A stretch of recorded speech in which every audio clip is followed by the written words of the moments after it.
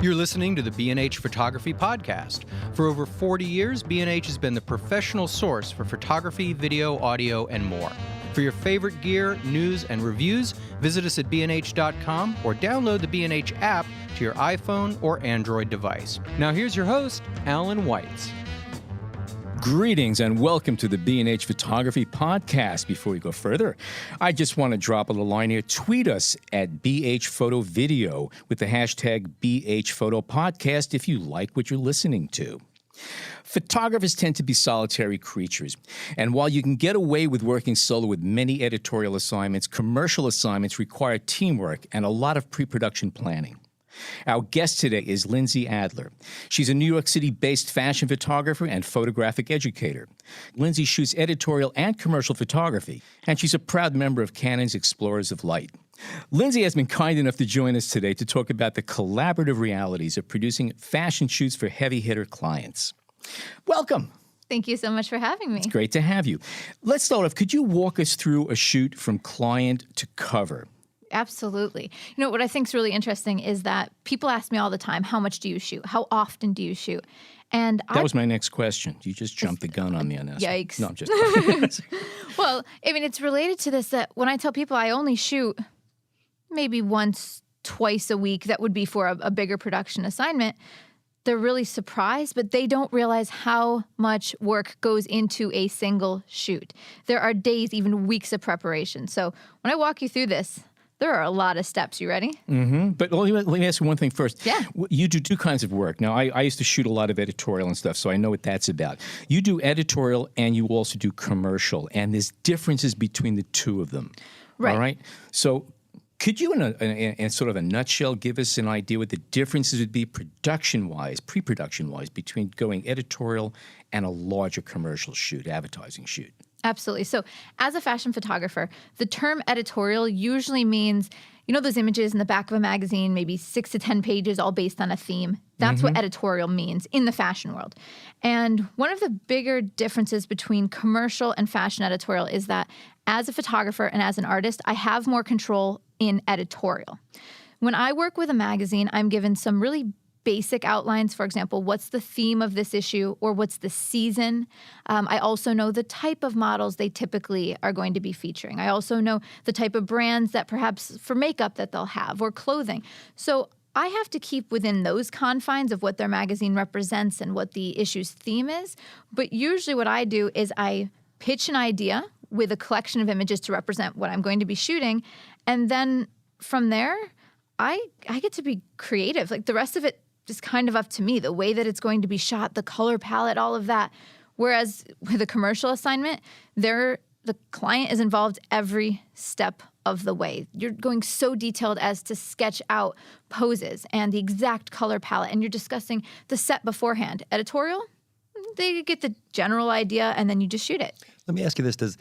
Does having that step-by-step, let's call it a collaboration, maybe it's not quite, but does it make for a better final product, do you think, or not necessarily? I think it's going to depend on the photographer. One of the things that I do is I try to prepare as much as possible to put as much good stuff in front of my camera as possible to allow me to be creative in the moment. So it can be stifling if you have someone that's sticking exactly to sketches and they want to do just that, and maybe it's not quite working and you want to try something different and they're pushing that point. Right. But the more I can prepare beforehand, the better the results are going to be because then I can get more creative. So it depends on the photographer, depends on the assignment. And in that commercial style setting, are you happy if the client's happy, basically? Yeah, I would say for commercial shoots, I have a lot more satisfaction out of the client being happy. Mm-hmm. And I will say most of the time when they're happy, I actually am happy with the work, especially since you are working face-to-face with an individual. You're picking up their energy, right. They're picking up yours, and so you're feeding off of each other, and you're improving the shoot based on their vision and your vision meeting in the middle. So I definitely get you'll be fulfillment. dealing, in that case, with their creative director, their art director, or who will be the person? Exactly. Well, so do you want me to backtrack and actually tell that whole commercial story? Absolutely. All right, perfect. So I'm going to use a very specific example of a commercial shoot I did recently. It wasn't commercial fashion, but it was using my fashion styling for a commercial project. So I was shooting for a particular printer, like to print photographs. And what we do is we start off in the very beginning. What are the goals of this assignment? What are we trying to achieve? So are we showcasing, in general, it might be shoes or texture of clothing, or it might be lifestyle. So what this brand makes you feel, or what you want the particular client you're trying to appeal to. So for this particular project, what we were trying to show is we wanted to show the amazing detail that it can print. We were trying to show detail in the shadow areas and in the blacks, and then also the ability to reproduce really saturated colors. So no matter what projects we start off with, it's what is the goal? Is it technical? Is it emotional? What are we trying to achieve? And those ideas were brought to you by the client in this case. Exactly. And it will be in every case, pretty much. They're going to say, this is our goal, this is our target audience, this is what we want to achieve. And then typically, they will either ask me one of two things. Either they will say, here's an idea we have, what's your take on it? Or they will say, pitch me ideas. Now, for this particular example, it was Lindsay pitched me ideas. In other cases, what they'll say is, and this is for other brands, here's previous campaigns that we've done. We want it to still look and feel like these, but here's our new take that we want. So it's interesting because you're navigating another person's brand, but then also trying to integrate your own style, because that's why they hired you. Right. It was your vision. All right, so we get these goals up. And then the next thing is they say, okay, Lindsay, what we want you to do is pitch us ideas. And so it's really interesting because it's a part of my job that's problem solving. And I am going to start thinking, okay, their problem is they want to reach this audience and communicate this message. I need a visual solution that is eye-catching. Because it's said that we see more than 5,000 marketing or advertising-oriented images a day. This doesn't mean 5,000 images. Right. 5,000 visuals meant to sell you something or capture your attention. So I've got to figure out not only how do I get their message across, how do I achieve their goal, but how do I do it and stand out from 5,000 other visuals? So the next thing that I do is I will pitch some ideas. And when I pitch these ideas, I put together something called a mood board. And a mood board is a collection of images based on a theme. And basically, when you look at these photos, you should understand, knowing my style and probably the brand I'm working with, what the end shoot will look like. Maybe not identically, but the idea. And the mood board are your images that you've shot previously, or it could be from anywhere? It's images from anywhere. Right. And so I'll use things I do a lot of research on Pinterest, or it might be other photographers I admire, or it could be from anything like a classical painting, if that were appropriate for it. So for the question, for this assignment, your work, was it going to appear in print form coming off the printer? Yes. Because usually what they do is they show gorgeous images coming off the printer. Yes. So your role in this assignment was to come up with the picture that was coming off the printer. Is that correct? Exactly. Okay. That's going to be the end result. And it's not out yet, so I'm going really vague. I'm just going like nice and vague with it. But yeah, that's exactly what it'll end up being. So the next part of this whole thing is I pitch the mood boards. And on a mood board for a fashion shoot, I'm going to have an image that represents hair, makeup, wardrobe, lighting, set design, like whatever is going to go into this shoot. And so this is the part also where we start talking about collaboration, because this is when I'm going to start thinking, okay, so now if we go with this hair and makeup, who's going to be the best artist to execute this from my team? And wardrobe, is my wardrobe stylist going to be able to get this particular clothing? Who am I going to hire to design a set? And so when I look at my early fashion work, it was so solidly mediocre, it's unbelievable. Like That's called growth, by the way. That's good. That's a good thing. Yeah, I don't even think mediocre would be an appropriate word. It was some of it's really bad. But the biggest growth was, obviously vision, and I learned more technique, but working with other talented people made all the difference, because now they can bring their vision. I can show them, this is what I want with the hair. And in the past, I would just try to do it myself, and it was a miserable failure. So and we'll get more to this maybe later, but how important is it to be able to kind of put your ego aside and accept what your collaborators are bringing to you? Absolutely. It's interesting because I do meet a lot of photographers that are, like you said, liking to shoot on their own, and it's a one-man show. It is so so much a collaborative effort to get other people's feedback, because I'm not an expert in hair. I'm not an expert in makeup. I'm not an expert in wardrobe. I picture myself as a director. Even though obviously I am still clicking the frames, a director, this individual, they're not actually necessarily setting up the lighting, and they're not moving the camera physically. What they're doing is they're making the entire overall vision come to life. And so, yes, I am actually clicking the camera, and I do often set up lights, but I think of it the same way, is I'm going to give the hair and makeup an idea of what I want. I want to see what other ideas they have. They might have a 10 times better idea than I ever thought of, because that's not my specialty. So I absolutely bounce ideas back and forth with them. We exchange images, we exchange phone calls, we have meetings. So. But at the end of the day, you're the adult in the situation, because you're the one who the client turned to. Exactly. So you ultimately have to answer for all of it anyway. Well, what's nice about the type of work that I do is, well, there's a good and bad. If something goes wrong, it's all my fault. If something goes right, it's all my credit. Right. So it's excellent. Do you often have the opportunity to choose who's going to be doing the hair and makeup, or when the client comes to you, do they already have people lined up, or does it vary? Almost all the time, they ask me for my team, because when they're hiring me, they know that my team and the look of my images, I was working with particular individuals. So they will ask me to give them a couple of choices, perhaps, give me a couple examples of hair and makeup, and then those individuals could give their price point or whatever it may be, so we can try to work within a budget. But most of the time, they're coming to me for my look, and they say, okay, we love this particular shoot you did.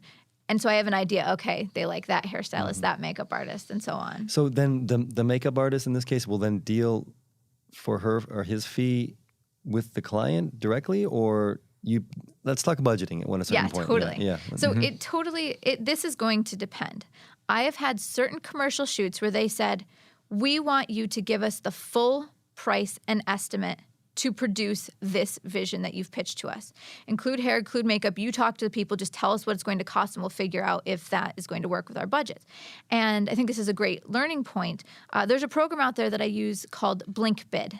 So it's like blinking your eyes, BlinkBid. And what it does is, for commercial shoots, you go through it, and it goes line by line, all of the things you could charge for, all of the things you can consider. So even like I will do a shoot where I'm casting for a model. I'll have a full day in my studio where models come to me, and I'm seeing if they're the right fit for the shoot. I can charge for that day. Right. And so I wouldn't have ever thought of this before BlinkBid, where it breaks down line items, one by one. And then it also put in there hair and makeup, and I know what my team charges for different shoots. So a lot of times they'll say to me, please just give me an estimate.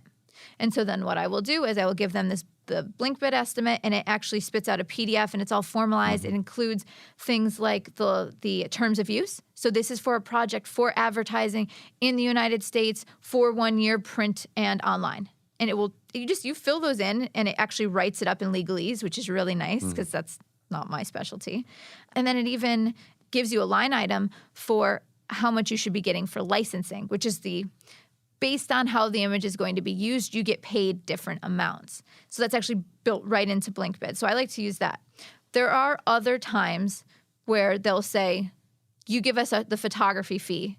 Why don't you recommend some hair and makeup artists, and then we'll negotiate them? Because typically they know they're going to probably be able to get it cheaper if they're negotiating directly versus if I just kind of lump in that fee. So it depends on the client. That BlinkBid seems like a very, very good idea, because most photographers are horrific business people and wouldn't even think of charging for a lot of things that they're entitled to. So to me, that's a great tool to have. Makes a lot of sense for me. Yeah, there's things even like charging to buy extra hard drives so that you have a hard drive dedicated specifically to that job. In the commercial world, I wouldn't have known I could buy 2 hard drives so I have a backup right away. I would have just thought, oh, that's my fee. I can even on commercial jobs, I own a ton of gear, okay? Like I'm a massive gear nerd. I have more gear than anyone I personally know. I can charge for using my gear. I can charge for the use of my Canon 5DS, and I can go look up online what would a rental fee, and I can build that right into the cost. And just, this is going off topic, but what I usually do to make my bid seem more attractive is I'll break down all the costs. It would, if you used all of my gear, how much it would cost you to rent it, and then I zero it out and say you just saved $2,000, and so it makes me look more attractive. For those of you who are listening, take that note down. That's a very good tip right there. Yeah. That's true. It's very good. No, it's Is it safe to extremely assume useful. that you do your best to work with the same people all the time? Imagine there's some people that you like, that you work with, you click, you don't even need to talk because they already know what you're thinking. You know exactly how it works. That is completely true. So I have a core. I have pretty much one wardrobe stylist that I work with. And I have pretty much 2 hair and makeup people. So they both do hair and makeup. And it's really funny because I'll say something that to you guys would probably make 0 sense. I will say, give me glowy summery skin to Griselle. Glowy summery. She knows exactly the look I'm looking for. She knows the color tonality. She knows the actual texture to the skin I want. And I'll say, and go contour, and then I'll reference another shoot, like the look of another shoot, and she'll know, okay, that's the look. So sometimes it's fantastic to work with these people because they know my style and they know what I'm looking for. And so it gives It you just more makes confidence. everything easier, too. Yeah. I'm a fashion photographer, and people look at my work and they'll see hair and makeup and think, those people are so expensive, or yeah, you live in New York and you've got this big name, so of course you can get good hair and makeup. And I just want to say as an encouraging note to people, I met these hairstylists, makeup artists, wardrobe stylists when they were more just starting on Model Mayhem. It's not like these are huge names from huge magazines that I got these special connections that hooked me up with these people. No, I lived in upstate New York. I lived in Binghamton, which is about 3.5, 4 hours from here. And what I did is I went onto Model Mayhem. I searched in the New York City area. I found people that I could tell were talented, but maybe just hadn't found a good photographer yet. So these are people that would be willing to work with me. They weren't above my level. I reached out. I would pitch ideas, and I'd pitch very solid ideas. Like, I love the hairstyle you did in this image. I'm doing a shoot in 3 weeks where I think your skill here would work perfectly. I'd pitch really solid ideas, and then I would test with people. And I probably did tests, meaning unpaid shoots just to test one another out. I probably did 24 before I found just the right hairstylist, makeup artist, and just the right wardrobe stylist. And now we've been working together for 6 years. So it's not like I have superior connections that helped me skip steps. No, I did it the same way as everyone else would have to do. You did your homework. Yeah. To back up, John asked a question earlier about creative freedom, editorial versus advertising. And is it safe to assume that for your advertising, people are selecting you, clients are selecting you for your look, for the way you do things, for the way you execute photographs? Because they're already trusting you, your eye and your creative process, does that give you a little bit more wiggle room? Like they give you a layout that's pretty, say, rigid. Do they, because they chose you to do this, do they trust you to say, hey, I see what you want here. Can I take this another direction? Or do you do that without telling them? It's funny you say that. It really depends. But for most of the time, I feel like when these commercial clients come to you with an idea, they've kind of mostly decided, like, this is the look and it's feel hammered we out want. already. That's it. It depends. So I got hired recently to shoot advertising for like a high-end prom dress company. Okay. And they basically said, here's the color gray background we want it on. And then this is the type of makeup. And then you just make them look pretty. So there was no creative freedom there. That was just, do this. This is what we want. Now, granted, there are other times who said, okay, now this is kind of what we're feeling. What do you think, Lindsay? Pitch us an idea. What's a direction? So they let you know right away. But I think people would find this interesting. When I was pitching for this prom dress company, I was shooting catalog and advertisement. And I brought my portfolio in, and they flipped through the whole thing, and they're looking at it, and they go, do you have any samples shot on a slightly darker gray? You have light gray and you have black. Do you have something darker? And it's really weird. A lot of people can't think. No. It's like we have to photograph a red Chevrolet, but they only photograph blue Chevrolets. Can they do red? Exactly. It's so That's weird. That happens a lot. Mind-blowing. It's so interesting. And I was probably a little, I don't want to say overconfident, but I said, any background color you want me to shoot, I can do that for you. I don't have the exact shade of gray that you're looking for, but I promise you I can do it. It was just... So I'm up to the challenge. I'm up to the challenge. And you said you were flipping through a portfolio. Do you still bring a book in? That's what I was. He said flipping through pages. Wow, what a concept. So it's really interesting. They actually still want to see printed physical books. And one of the reasons is because they can see the type of imagery that you produce, how can it translate to the print? Because if this is going to be in a magazine or if this is going to be in a print outlet, they want to see, can you keep the detail in the black? How is it? Okay. Because a lot of times online, the detail's crushed. Sure. And it's poppier and you're losing that detail. But they're knowing that's not actually the medium that it will be shown in. So they still want to see the prints to see if you're able to capture and produce that information. Good point. So yeah, I have a portfolio from House of Portfolios here in New York, and I've got one portfolio for beauty, one portfolio for fashion, and one that kind of crosses the bounds between both of them. And what would you say is the percentage of work you do that goes to print? So percentage is still mostly online. There's a lot of catalog work and there's a lot of things like that. But the higher paid stuff is often some sort of print outlet. But it's still mostly online nowadays. Could we circle back to the process and talk about how everything comes together? If you just go take us from point A to the end of the line. Okay, so I'm going to summarize this nice and succinctly, every point along the line. So usually what happens is the client reaches out and they ask me, they introduce the project that they're working on and ask me either to pitch an idea or pitch an idea to me. This happens anywhere between 2 months in advance to 2 weeks in advance. 2 weeks would be kind of my cutoff where I feel like I can confidently bring a shoot together from start to finish. So in one of these examples, it would be like maybe the printer example. They're going to say, okay, Lindsay, here's our visual goals. This is what we're trying to achieve.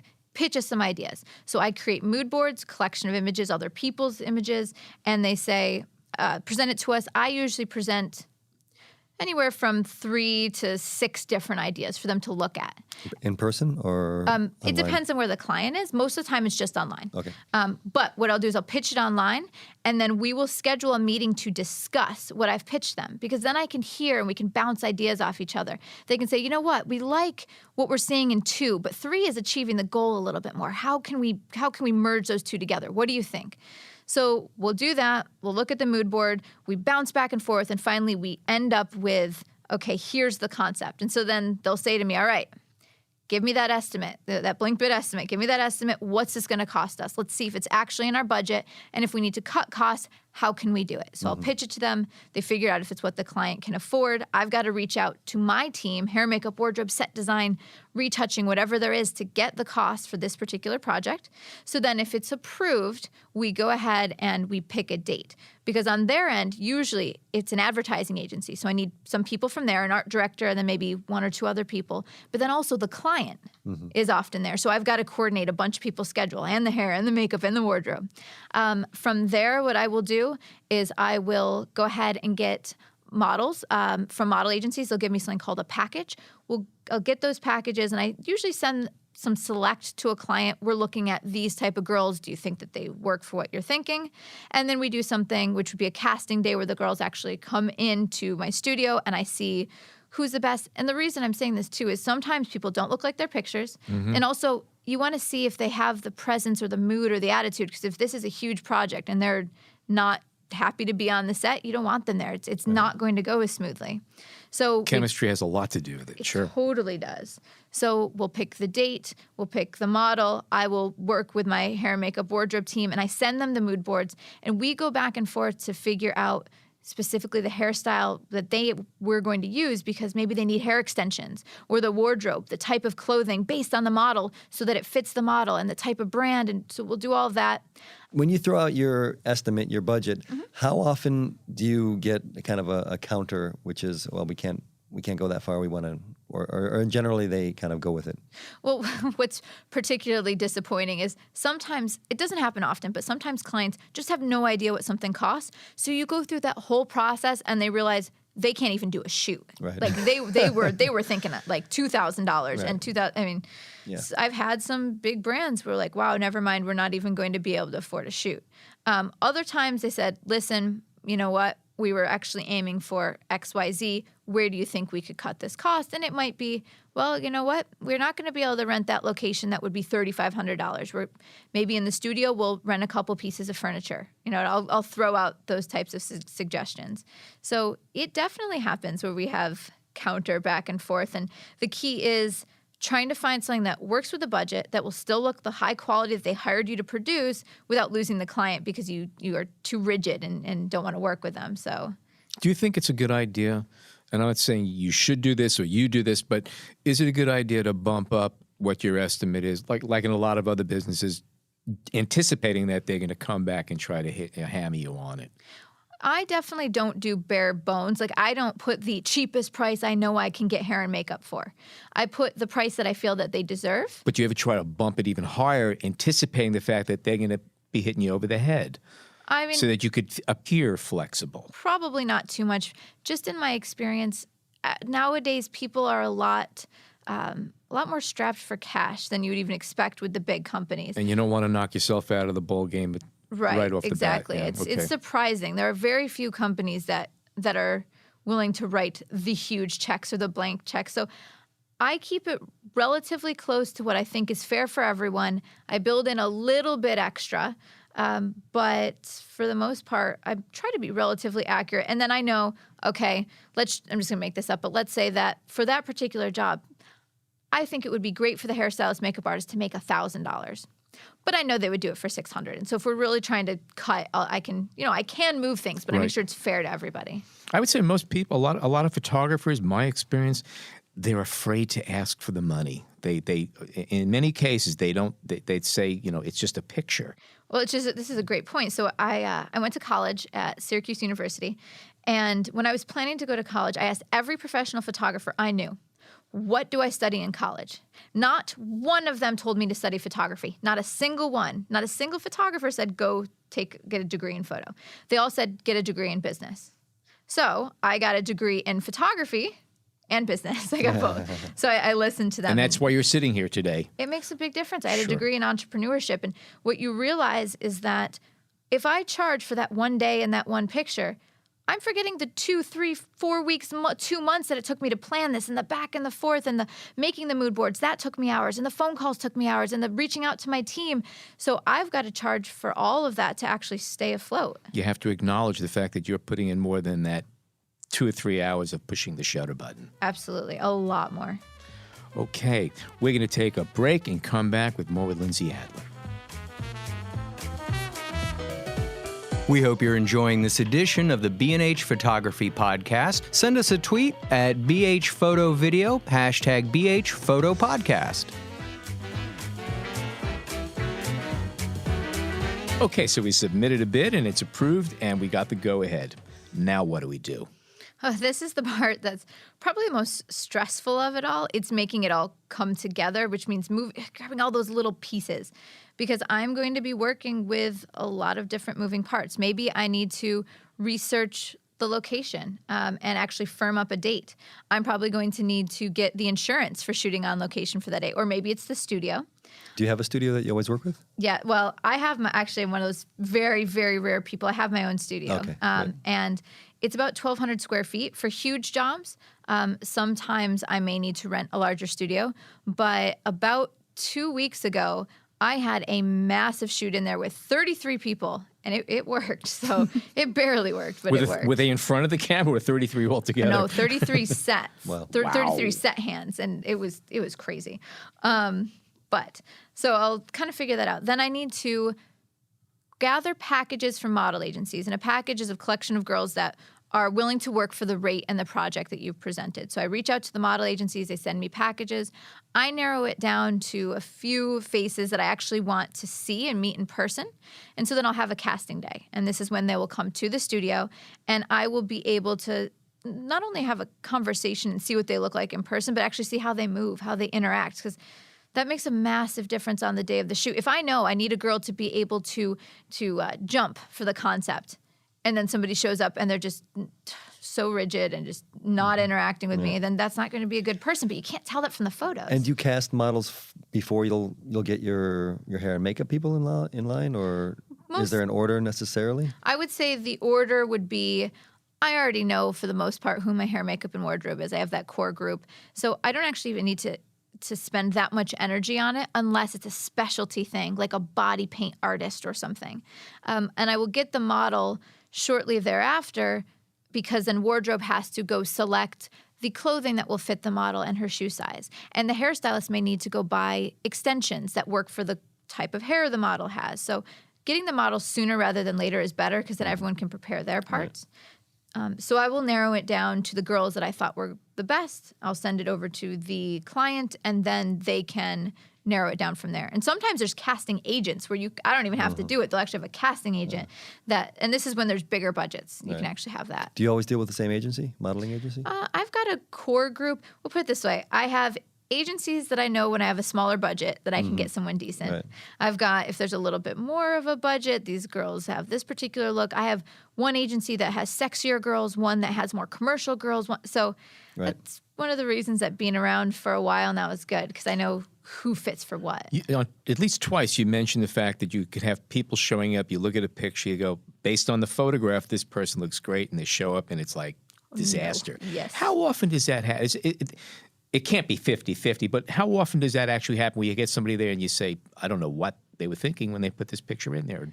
Right. Well, here's an interesting difference between the commercial and editorial. Most of the time for editorial, I'm not doing castings or what they call go-sees. I'm not actually seeing the models beforehand. What I'm doing is, because there's not budget, editorials, just as the secret in case people don't know, editorials pay you almost nothing. Actually, I think they've cut it back since then too. It's less than nothing. It's exactly. No, I mean most of the magazines it actually is nothing. Most of the magazines you are working in exchange for your credit. You're not getting paid. And so I've shot for names that you have heard of, big magazines where there's zero budget. Others, it's a couple hundred basically to cover food costs and whatnot. But anyway, so for these... By the way, do you have any good recipes for credit lines? Because I've tried broiling them, baking them, stuff. Oh, God. They taste terrible. I don't know. I can't, and my kids refuse to eat them after a while. You were too much for me. No, I mean, but it's That's true, though. A lot of people work just for there's my name on them in a magazine, and they're happy with that. Well, and this is a whole other discussion, but one of the things that I will do is if I shoot an editorial for free, or no money, I make it work for me. So just when I work for free, just so everyone knows, no one else gets paid either. It's everyone working for their books and that credit line, just like you're talking about. But then what I'll do is I'll make it work for me. So I'll take those images, and that's what I use to send out to potential clients. Hey, in case you didn't see my recent editorial in Bulgaria, wanted you to check this out, because it's giving me a reason to contact them than just, hey, hire me. It's oh, by the way, here's a recent publication you might be interested in. So I make it work for me as much as possible. Yeah. Yeah. Plus, the way that they get you is, I mean, it's not only fantastic to see your name in print, but it's also more creative freedom. So I can, do whatever I want. And, I shot a girl laying in a pool of water with, beautiful hair across her face and the gels. And, there's really not going to be that many commercial opportunities to shoot that. And that was my concept, my idea, and I got to do it. You got to play. Yeah. So that was your payday. Yeah. There's those things too. So anyway, so I get the models from the model agencies. And most of the time it's just images when it's editorial. And I would say 20% of the time the model's is kind of a flop, which means if you have more time, if I can actually go see the models or have them come to me, it's better. And a lot of the agencies, what they'll allow you to do is a couple times a season, you can set up a time where you sit there and the models kind of do a line. They do a line in front of you where they line up and they sit down, they show you their book, you meet with them, you talk with them, they give you a comp card and you can take notes on it. So what I'll do is at the beginning of a season, they've got new girls that have come in, I can go sit there and see the people that, yes, I know this will be a good person to work with, and I can keep that in the back of my head. That's valuable. That's really good. It has been extremely useful. The problem is we photographers have limited time. We're always, whether you're shooting or retouching or marketing or whatever, but then you think of it this way, you do a shoot with a girl who was a flop, you wasted the day. So it's kind of that decision. So what's the dynamic with you and the models? Is it just kind of next, or you have a conversation? Like there's the same questions you ask. Of course, you ask, where are you from? How long have you been in New York? Yeah. And then I usually ask, what's your favorite picture in your book?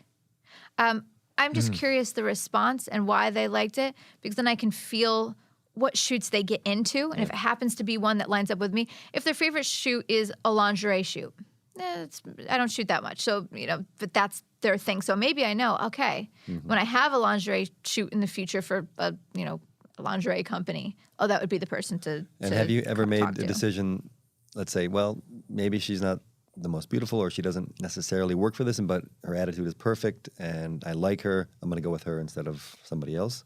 Yeah, there's sometimes on a shoot where there's this one girl that's absolutely stunning, but you can tell she's just stuck up and she's modeling because she happens to be pretty and it's for money. Right. Whereas you can see another girl who's quite good looking, maybe isn't as striking as the other one, but she wants to be there and she loves it. You're going to get better poses, better expression, better variety. She's going to give her all versus the girl that's just standing there. I'm going to have to direct her and I'm going to have to try to pull something out of her. So yeah, I mean, I've absolutely interacted with women that were absolutely stunning and I was like, okay, it's not going to work out. It's not going to be the right fit. Chemistry ain't there, and you look at the page and nothing's jumping off. Exactly. Yeah. So, there might be go-sees for a shoot and things like that. And then I reach out to my, for the other parts of the shoot, I reach out to hair, makeup, and wardrobe. And this is where we have our back and forth conversations. I'll say, for example, we want a 1950s hairstyle, but just, concept, whatever. And then they will come back to me with, based on the model and her hair, here are 5 different hairstyles that might work for this shoot. And I can narrow down which I think are appropriate, or talk to the creative director on the shoot. It depends on, the job, whether there is. So we will do that. For wardrobe, same thing, is we'll figure out, okay, based on the look of this model, what do you think will look best that expresses our mood? And so by the time we get to the day of the shoot, everybody should know what's happening, what they need to bring in order for the shoot to be a success. They'll know clearly on the mood board what we're trying to achieve.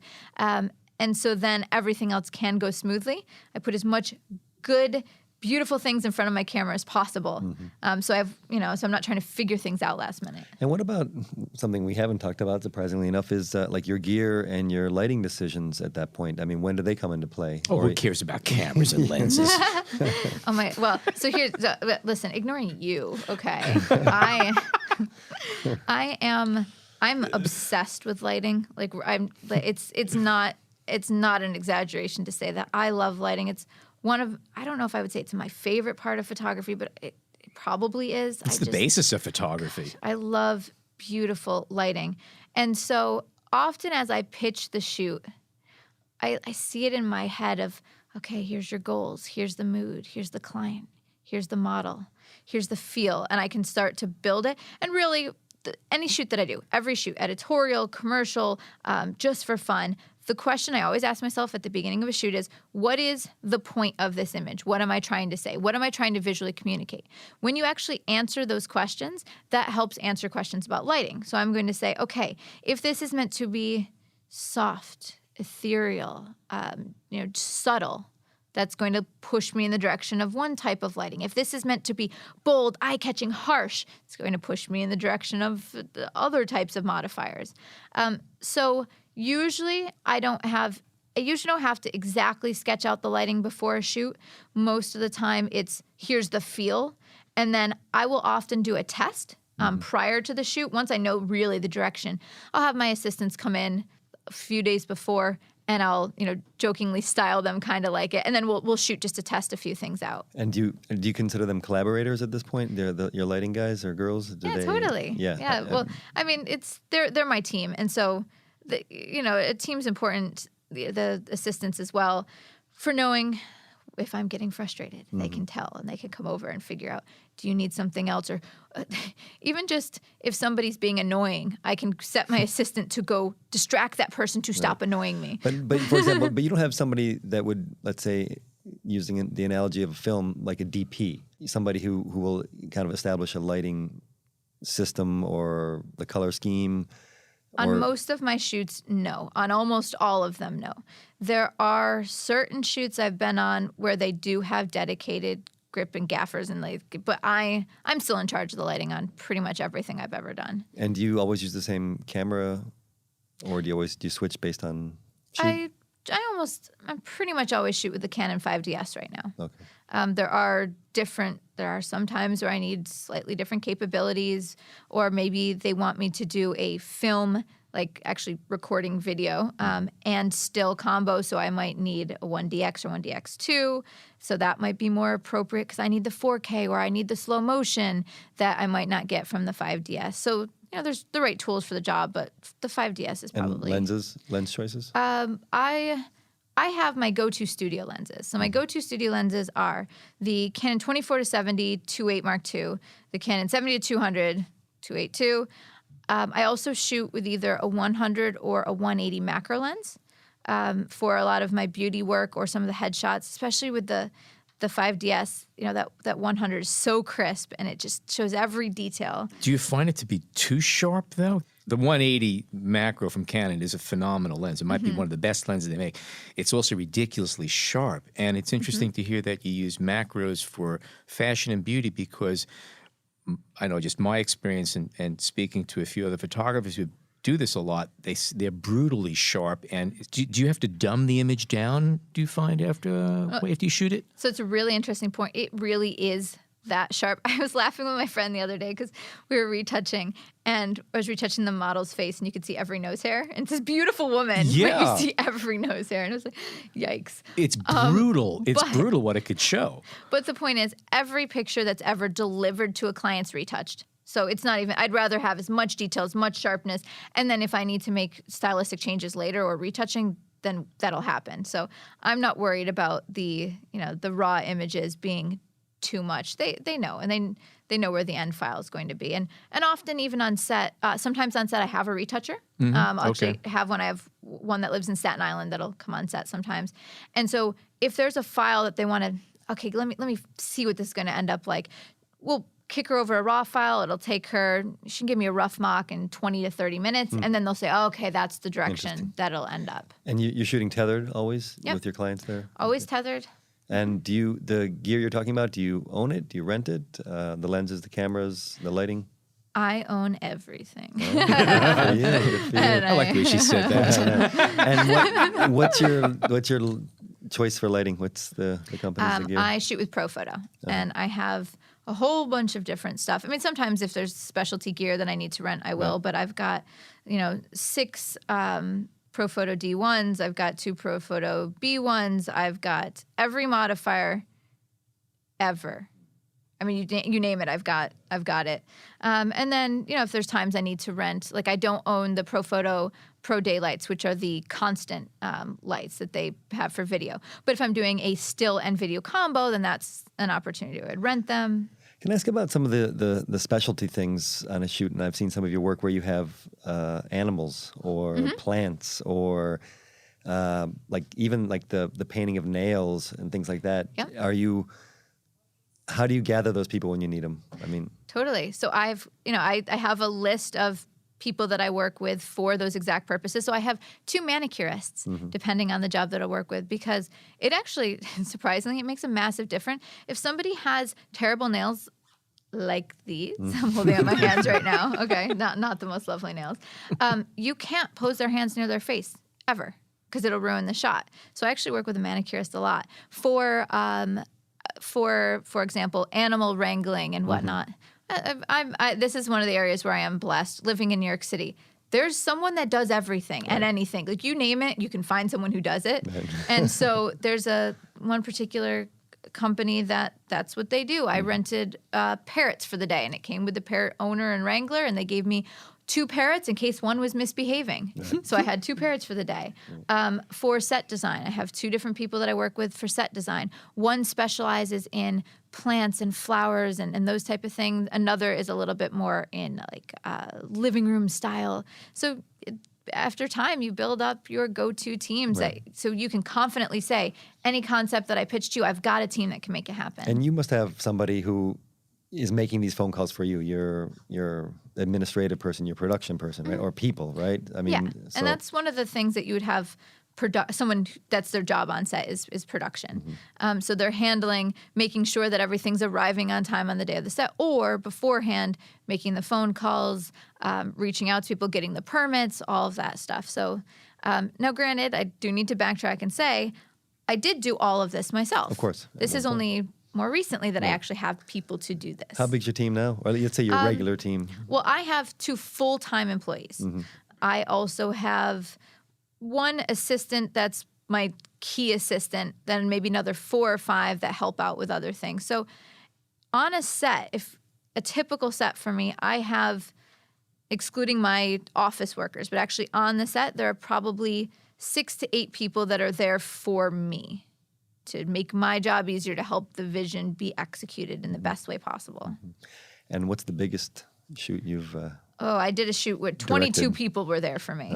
So 22 people I was in charge of and telling them what to do. Well, because it was set design. So the set design person had 4 people to help them build the sets. The makeup artist had 2 assistants. The wardrobe stylist had 2 assistants. The hairstylist had 2 assistants. And there was my team. I had 4 assistants. And the parrot had 3 assistants. Yes, the parrot had 2 for that particular shoot. There were 2 assistants for the parrot. We're going to stop here for a moment, feed the parrots, and be back with more with Lindsay Adler. If you'd like to reach out to us with your questions or comments, email us at podcast@bhphoto.com. All right, so today's the day of the shoot. We walk in, what happens? Okay, so there's one more element that I want to throw in there before we walk in is there's also something called a call sheet that I send out, and it's right before the shoot. It's about three or 4 days before the shoot, and it is a breakdown of exactly how the day should go. And so it's going to tell when to show up, when I have to have certain looks achieved by. I will have the contact information of everybody that's going to be there. So this might be 15 people. It'll have their website, their phone number, their email. It's just a schedule of the day to keep us on track. So the reason this is relevant to the day of is I'm going to have that printed out. We're going to have that there so we can quickly access anybody who shows up late, or if I'm making sure, we were supposed to be on look 2 already and it's 1 o'clock, something like that. So what I usually do is I have a first assistant who, the first assistant is the boss of the other assistants, basically. I will give the first assistant a task to achieve, and then their job is to make sure that whatever I said happens, and they can tell the other people on set to do it. The reason this is relevant is my team usually shows up before me. My first assistant shows up an hour or so before I do. If it's a set building thing, it might be earlier. And so I will say, okay, I want you to set up, and I will give him roughly 3 heads, main light boomed with a beauty dish and a grid, back 2 lights, and want the 1x4 strips. Like I might say something like that. Oh, and give me the primary red Savage Seamless. That'll be the gist of it. Or I might say, that shoot we did 3 weeks ago, give me that setup. And that's one of the benefits of someone being on the set all the time is, he knows exactly what it is. So when I get there, those key elements will be set up, but half the time, well, more than half the time, I know I'm going to change it. It's just to give me those core pieces to work with. And after every set, I usually tear down all the gear and reset it back up because I like to have a clean slate. And it also, it's a new working environment, a new canvas to walk into instead of just having everything messy and around all the time. So they'll set up So everything is broken down after every shoot. It. I like that. Because everything goes back into its place. And just like here in our studio, right? Dim those lights more, please. Exactly. No, this looks lovely, guys. It's a workspace. Totally. I mean, my equipment room it gets rowdy at times. It gets out of control sometimes, but I'm working on it. But anyway, so then I show up, and what I will do is I usually show up a little bit before hair and makeup. They usually show up about 15 to 20 minutes. Well, it depends on the shoot. Maybe 30 minutes before a client and a model show up. And so while the model is getting the first hair and makeup look done, I make sure I have the mood boards printed out and they're taped to the mirrors so everybody's always seeing this is exactly what we're going for. I set up my gear. I have a MacBook Pro 15-inch, which is on a Tether Tools cable with a Tether Tools cable plugged into an ASO monitor so that people will be able to see exactly what I'm shooting. So then what I do is I grab one of my assistants. I will test, like I said, usually with the 5DS, I'll be testing some of the shots that'll come into Lightroom or Capture One, usually Lightroom, and that pops up on that monitor, and that's the monitor where they're checking the shots. We're seeing if it's the right mood. And then when the model's a little bit ready, I'll usually pop her in for a shot because it looks very different on a model than it does on an average assistant. And then I usually spend that first like 30 or 40 minutes being everyone's friend because it sets the tone for the shoot. So I make sure that people that maybe I've only talked to on the phone or through email, that I get to know their personality. I always figure out what people are passionate about besides just their job, so that we're connecting on a personal level. You know, favorite hobby, the kids, where are they from? If you talk to someone long enough, you will always find something in common, whether it's music or places you've traveled or whatever. So it gives me some point that if I can tell they're bored or moody or whatever it may be, I can bring this topic back up and shift the energy in a different direction. So I've found that my job, sure, I need to know how to light and I need to come up with concepts and all of that, but I end up being a mix between an event planner and a therapist. Ooh, like that. Yeah, like it's solidly a mix of the two because, like even this example, this is a really weird one, but I know that if my wardrobe stylist, if looks like she's losing a little energy or she's like a little bit slower, I always in my freezer or in my refrigerator, I have ginger ale because I know that picks her up, and Mike and Ike's. It's just like specifically to this person, this is what like picks them up. So I always have that. And Are Mike and Ike's better when they're refrigerated as opposed to room temperature?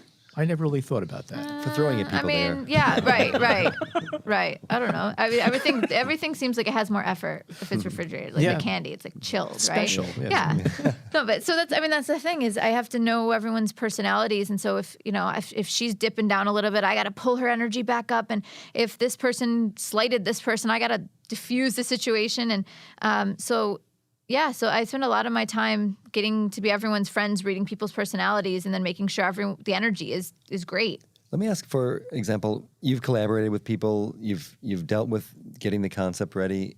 How do you collaborate on the day of the shoot? Let's say, your makeup person has an idea at the last minute and they want to throw it out. Is it always, it has to come to you first, right? And then you distribute these ideas or not? How do you? Absolutely. So everything comes through me, and it's more I'm the filter for problem solving. So it might be, you know what, this particular model, her hair is a lot thinner and is not really holding this hairstyle.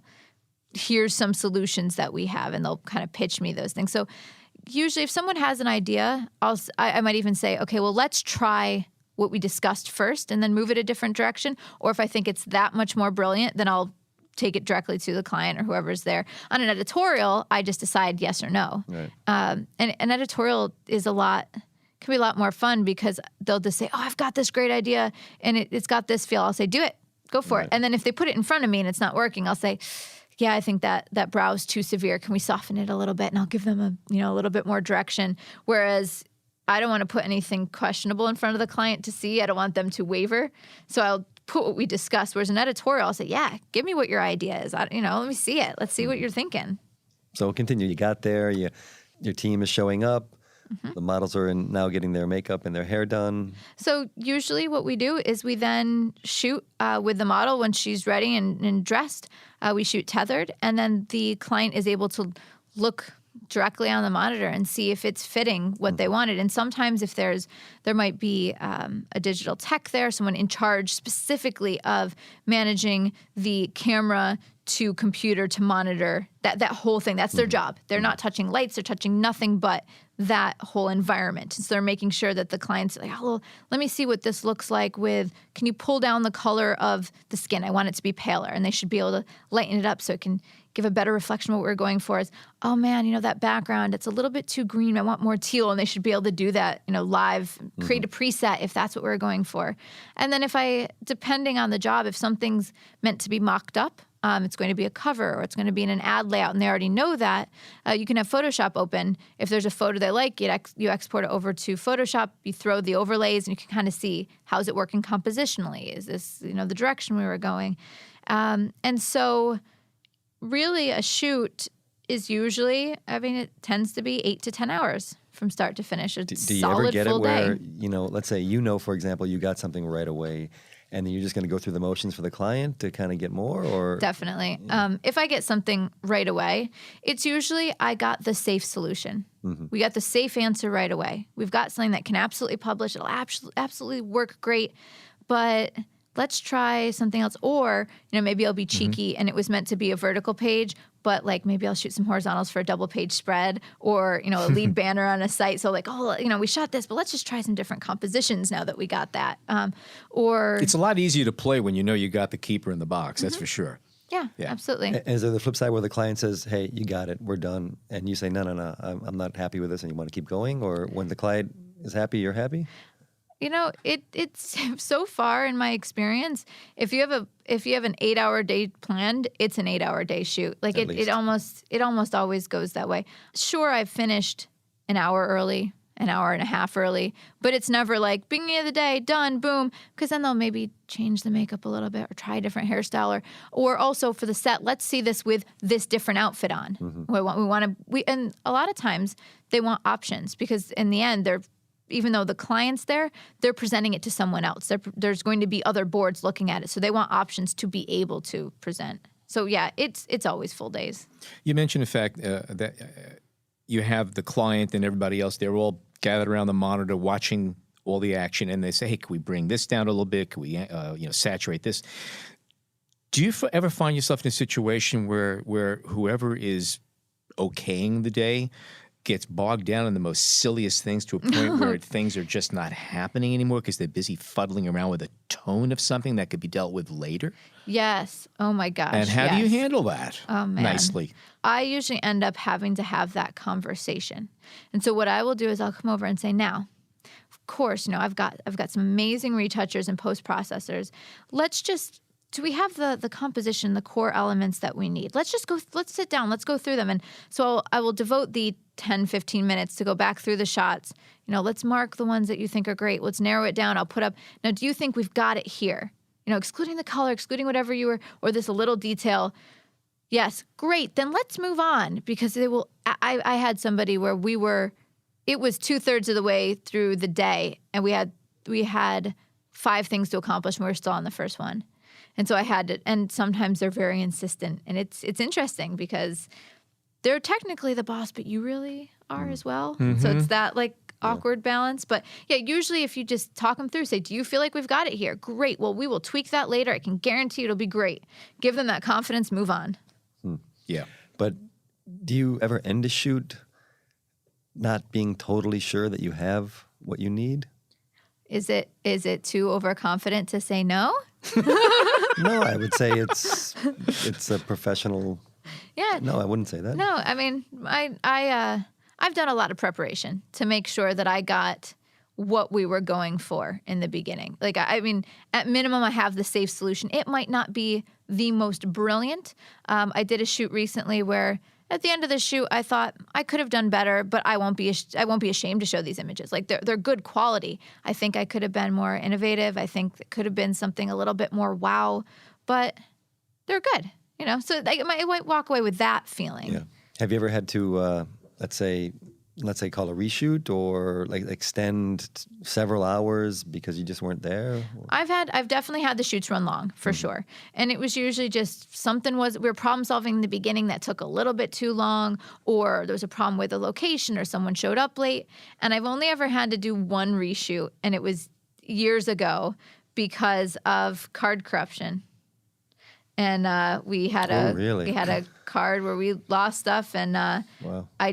we were shooting on location. So back then, now I try to shoot tethered, or I'll have the files downloaded on location, immediately checked. But we'd shot on location, so I wasn't shooting tethered, and lost the files on that card. So yeah, ugly stuff. It was about 5 years ago, and it was traumatizing.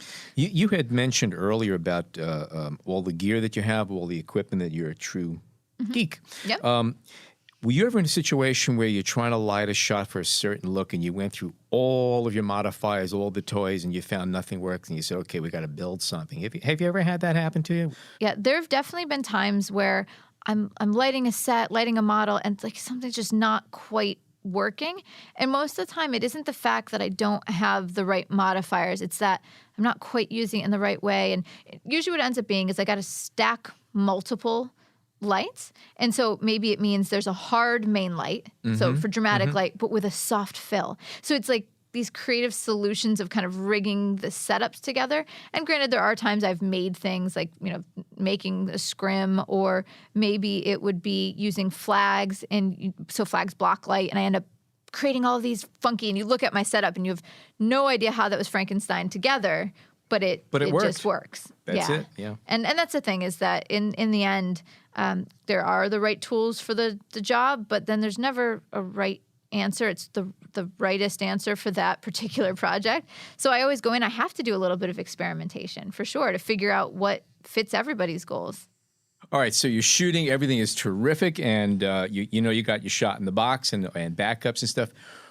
What do you do now? How do you present this to your client? Does the client walk out the door of the drive? Do you play with things for a while and then send it off, or variations of that? Yeah, I mean, there are different variations. I would say most of the time what ends up happening is right on set, I have 2 G-Tech hard drives. One's going to be the main, one's going to be the backup. So the backup, the raw originals exist, nothing messed up with. It'll just be the pure raw files forever. The other drive is what I take home with me. And what I usually do is, sometimes clients want to see every shot. Most of the time, that's not the case. They want a selection. So maybe it'll be, I give them 200 of the best shots or so. It seems to me you're doing a favor if you just give them, here's 200 shots. They don't want to see everything. Right.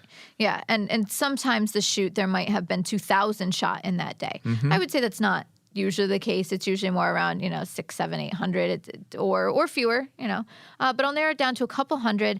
And sometimes you're going in and presenting. Most of the time, the rest of this is just handled online, most of the time. And so I use Photo Shelter. So I upload on a private password-protected gallery for Photo Shelter, and I can enable what they're able to see or download. So I could say, only allow them to download 600 pixel files. And so they can only see, low web, web res. Or I can allow them to download full resolution original files. I can actually set those, and I can actually track who's downloading and whatnot. So I will set up in Photo Shelter, they'll view it, and then we'll go through the process of sending it off to a retoucher and getting it to the end look. Some clients have their retouchers that they work with. Certain publications have a look and a style, for example, and so they try to keep it consistent with the retoucher, because retouchers will make a big difference in the color grading and the detail on the skin and whatnot.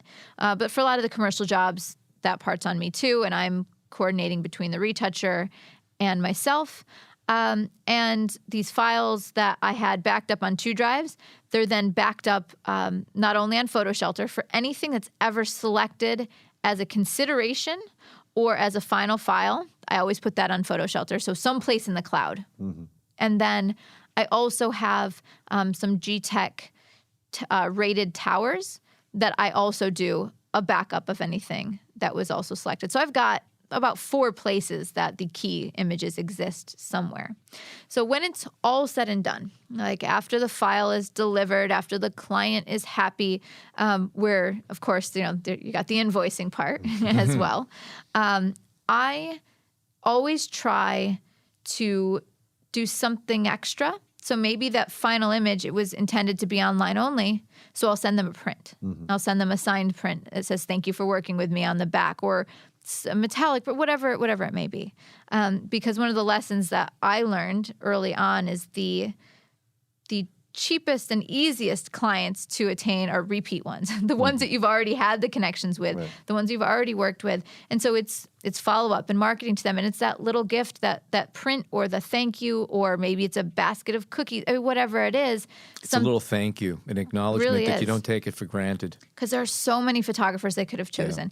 No matter how much if you want to say you're talented, you're unique, there's a lot of talented and unique photographers out there. They could have chosen someone else. So I try to maintain that relationship afterwards, and that leads to opportunities for those other big jobs, those follow-up jobs. Absolutely.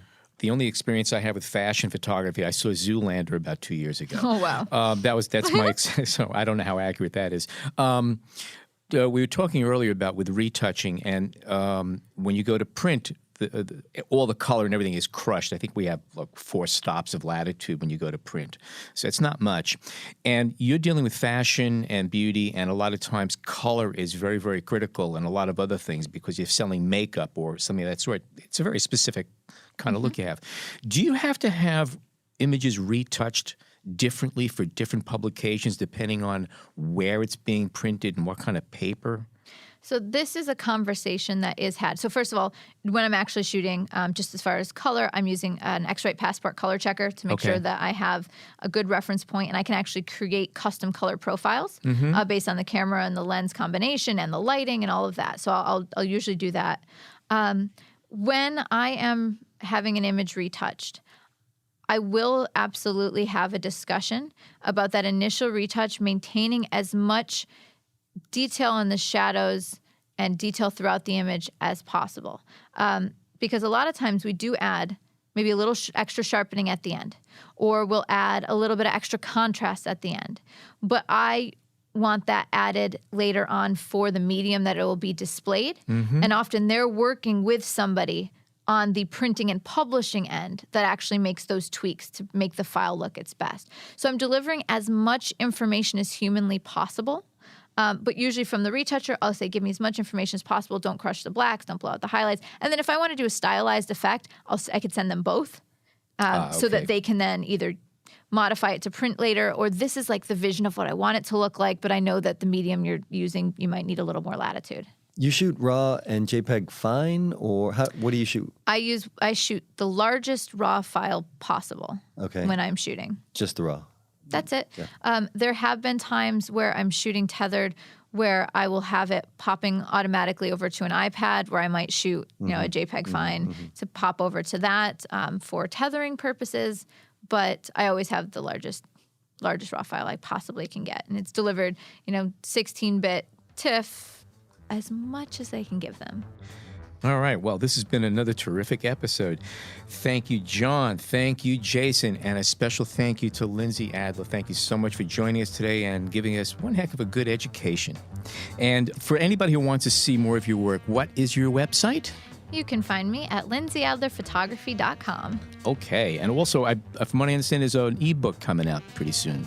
Yeah, I came out with it last month, and it is an ebook on creative studio lighting. So I know that there was a time where I went from understanding the essentials of studio lighting and then wanting something a little bit more. So I actually created this ebook as a resource for photographers to kind of push their creativity in studio.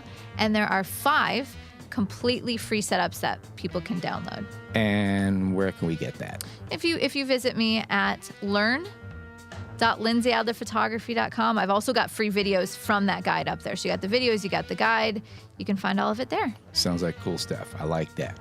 Keep in mind that you like what you hear, give us a tweet at BHPhotoVideo with the hashtag BHPhotoPodcast. On behalf of everybody here, my name is Alan Weitz. Thank you so much for tuning in today.